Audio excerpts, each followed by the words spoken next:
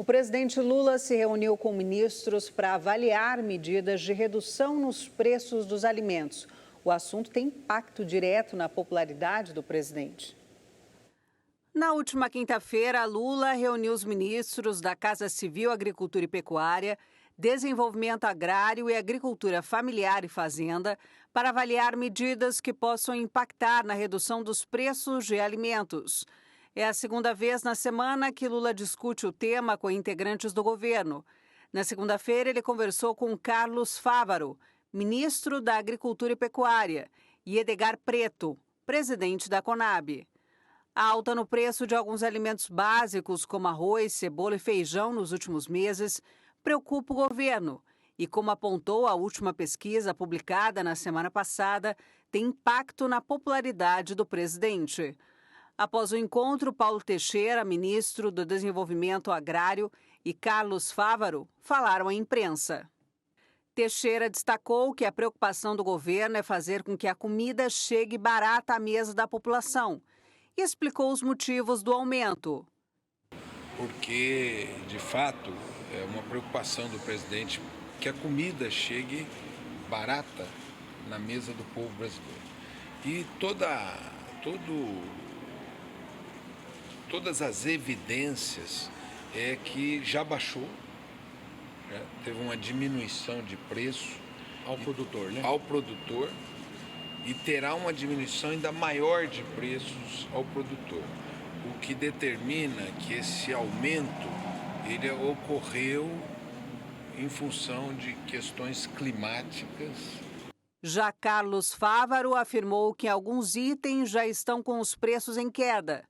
A expectativa é de que o cidadão perceba em breve essa redução em outros alimentos na hora das compras. É que estamos com a folheta em torno de 10% no Rio Grande do Sul e os preços aos produtores já desceram de 120 para em torno de R$100 a saca.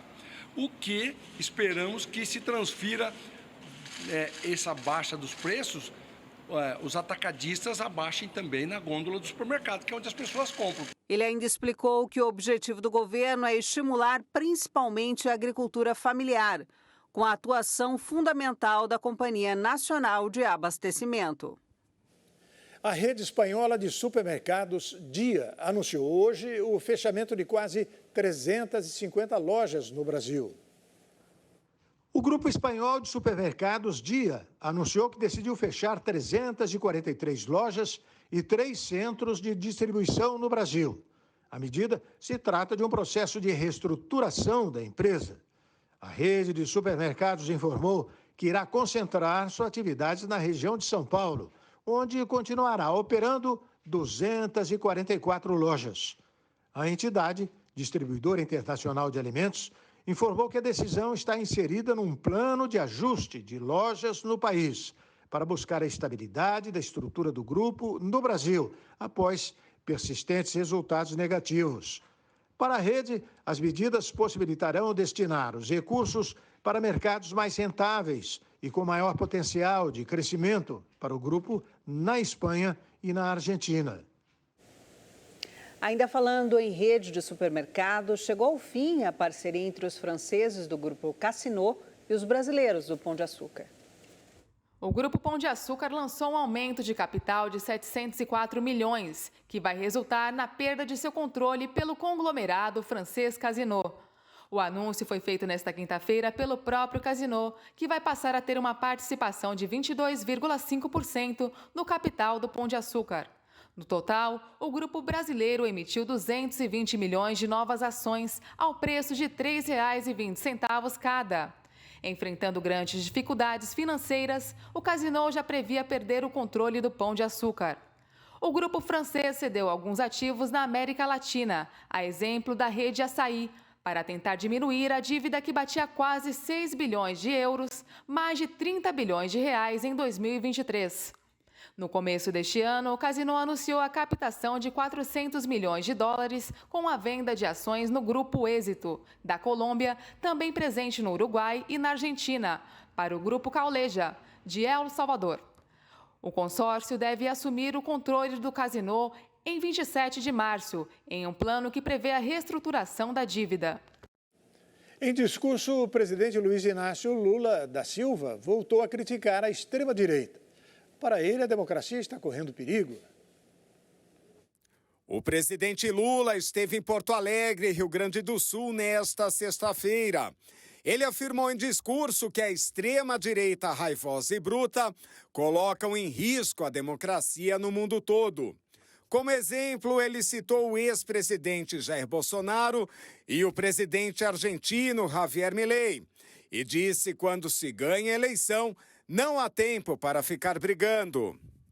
A democracia está correndo risco. Possivelmente porque nós mudamos de comportamento. A esquerda e os setores progressistas antes criticavam o sistema. Na hora que ele ganha as eleições, eles passam a fazer parte do sistema. E a direita, que fica fora, vira contra o sistema. Quem é contra o sistema hoje, que critica tudo, é o Milei na Argentina. Até o Banco Central ele quer fechar, quer cortar tudo com serrote.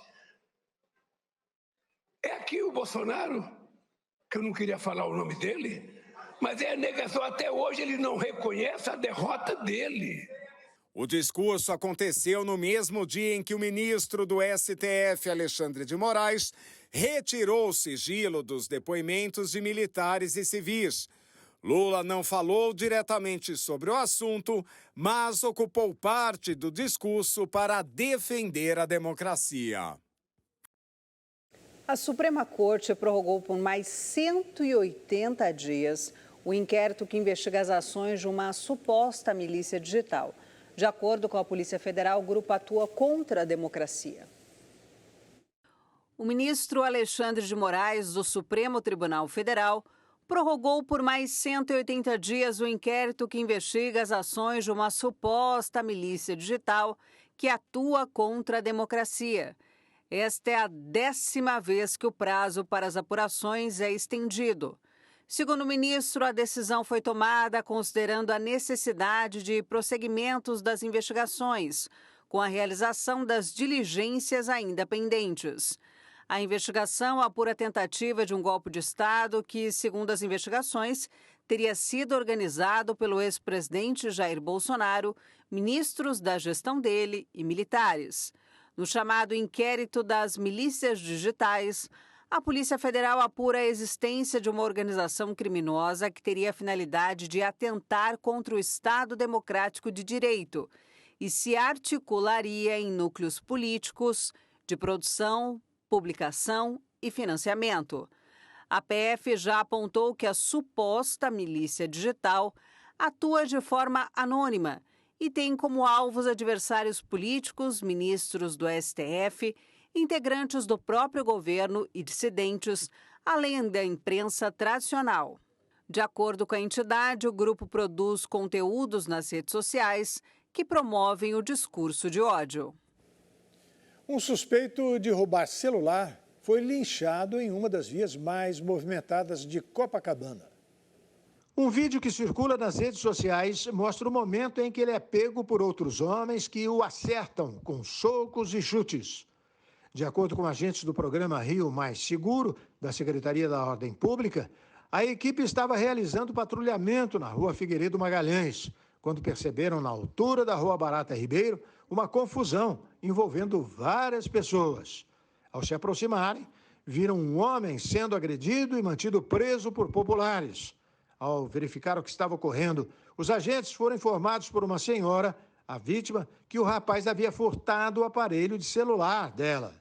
Com a ajuda da população, o aparelho foi recuperado.